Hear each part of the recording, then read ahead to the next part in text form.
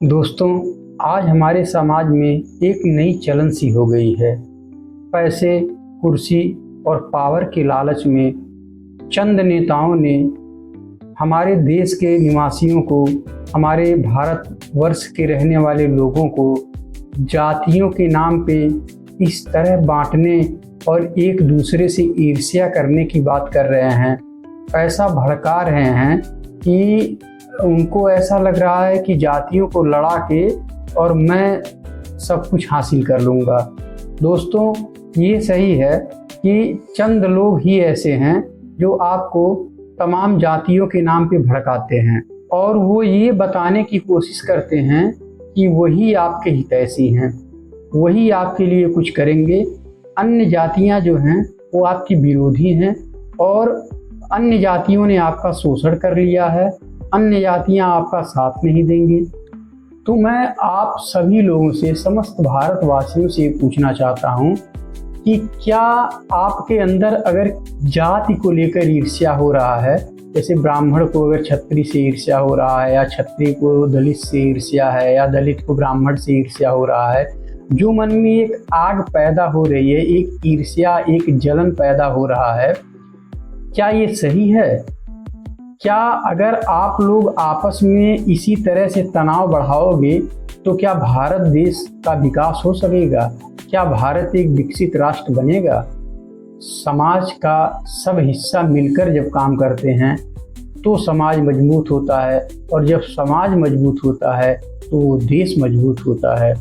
आप लोग इन चंद लालची लोगों के बहकावे में आकर एक दूसरे से घृणा और नफरत मत करिए। आपको उन चंद लोगों से ये सवाल पूछना चाहिए जो सवाल मैं आपसे पूछ रहा हूँ।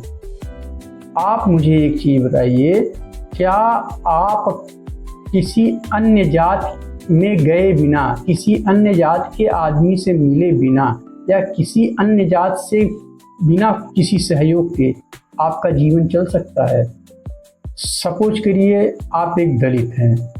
अब आप मुझे बताइए कि अगर आपको अन्य जातियों के साथ ना उठने दिया जाए, ना बैठने दिया जाए, ना उनकी दुकान पे आप सामान खरीदें, ना उनके ज़मीन में आप जाएं, तो आपका काम चलेगा?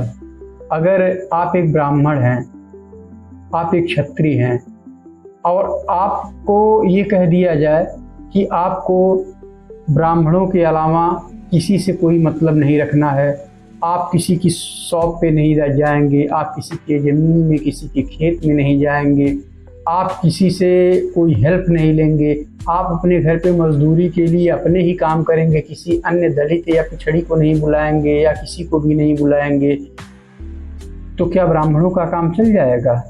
क्या क्षत्रियों का काम चल जाएगा ऐसा करने से? दोस्तों, ये जो समाज है ना, ये समाज सामूहिक संबंधों का एक जाल है, और इस समाज में अगर आप रह रहे हो तो एक दूसरे के साथ मिलकर ही रहना पड़ेगा। अगर आप ये सोच रहे हो कि किसी के भड़काने से और आप एक दूसरे से ईर्ष्या और जलन और डाह की भावना रखकर ये सोच रहे हो कि आप सुखी हो जाओगे, तो ऐसा नहीं है। अगर ईर्ष्या पाल रहे हो तो अन्य किसी समाज से किसी भी प्रकार का मतलब ना रखो, कोई सहयोग न लो। तो मैं मानता हूँ समाज, ये जो समाज है ना, एक ऐसा जाल है जिसमें किसी के बिना किसी का काम नहीं चलने वाला है। यहाँ तक कि जो हमारे पशु और पक्षी हैं ना, उनके बिना इंसानों का काम नहीं चलेगा।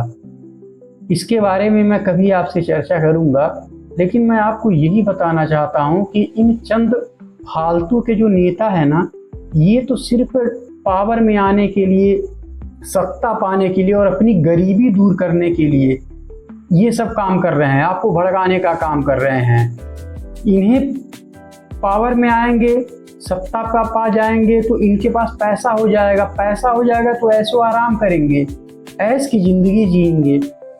आप इन नेताओं के बारे में थोड़ा सा करीब जाकर देखिए तो आपको पता चल जाएगा कि ये आदमी, जो मुझे सपोज करो कि आप एक ओबीसी हो और आपको ब्राह्मणों के खिलाफ भड़काया जा रहा है, तो आप सोचो कि उस नेता, वो जो आपको भड़का रहा है, उसकी पार्टी में या उसका रिलेशन किसी ब्राह्मण परिवार या किसी क्षत्रिय परिवार से है कि नहीं है, किसी के साथ उसका उठना बैठना है कि नहीं है। अगर इतनी ही नफरत है तो उस समाज के किसी और व्यक्ति के साथ तुम्हारा संबंध कैसे बन गया? कैसे कोई अन्य पार्टी में जो ब्राह्मणों की बुराई कर रही है उसकी पार्टी में ब्राह्मण कैसे हैं? जो दलितों की बुराई कर रही है उसकी पार्टी में दलित कैसे हैं? आखिर वो व्यक्ति तो आपसे ईर्ष्या फैलाने की बात कर रहा है और अपने लिए तो सब कुछ कर रहा है, अपने तो सबसे संबंध रख रहा है। तो आप क्यों अपने पड़ोस में, अपने बगल में, अपने आसपास के लोगों से क्यों ईर्ष्या की भावना रखते हैं? जब आपके घर पे आग लगेगी, जब आप किसी आफत में, आप किसी विपत्ति में होंगे ना, तो आपके पड़ोस, आसपास के लोग ही आपके काम आएंगे, ना कि दिल्ली और लखनऊ में बैठा हुआ कोई नेता आपके काम आता है तुरंत में। इसलिए किसी भी नेता के बहकावे में ना आए। अगर आ रहे हैं तो ये सबसे बड़ी गलती कर रहे हैं और इस गलती को सुधारिए। अगर आप इस गलती को नहीं सुधारेंगे तो आपस में तनाव बढ़ेगा, और अगर आपस में तनाव बढ़ा तो इससे देश का भी नुकसान होगा और तुम्हारा भी नुकसान होगा, हमारा भी नुकसान होगा, सबका नुकसान होने वाला है। इससे आप तरक्की नहीं करेंगे। इसीलिए तुलसीदास जी ने कहा था, जहाँ सुमति तहाँ संपत्ति नाना, जहाँ कुमति तहाँ विपत्ति निधाना। सुमति से रहोगे आगे बढ़ोगे, और कुमति फैल जाएगी तो नष्ट हो जाओगे। और यही जो आज ये लोग कर रहे हैं ना, यही चीज़ें आपस में वैमनस्यता होने के कारण छोटे छोटे टुकड़े में जो 100 किलोमीटर पे एक राजा हो गए, वही कारण था कि विदेशी अंग्रेज आके हमारे वहाँ शासन किए। नहीं तो जब हमारे वहाँ जो है बड़े बड़े राजा होते थे जिनका बड़ा क्षेत्रफल होता था, उस समय सिकंदर जैसा बहुत बड़ा जो है साहसी और बहादुर, जिसे सिकंदर महान कहते थे, उसके जैसा योद्धा भी हमारे हिंदुस्तान में घुस नहीं पाया। लेकिन जब ये छोटे छोटे सामंतवाद वाले लोग हुए, जब ये सामंतवादी राजा बन गए, हर 100 किलोमीटर पे एक राजा हो गया, तब अंग्रेजों की दाल यहाँ पे गली। क्यों? क्योंकि जब आप कई टुकड़ों में बटे रहेंगे तो एक दूसरे से ईर्ष्या की ही भावना आपको रहेगी। अगर आपको कोई सताएगा तो हमें आपसे ईर्ष्या है तो हम खुश रहेंगे, लेकिन वो जब आपको सता के दबा के फ्री हो जाएगा तो फिर हमारे ऊपर अटैक करेगा।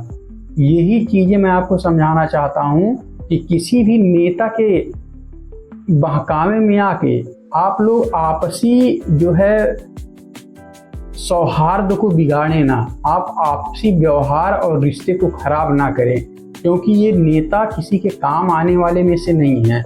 इन्हें सिर्फ अपना घर भरना है, अपना पेट भरना है, अपना पावर बढ़ाना है।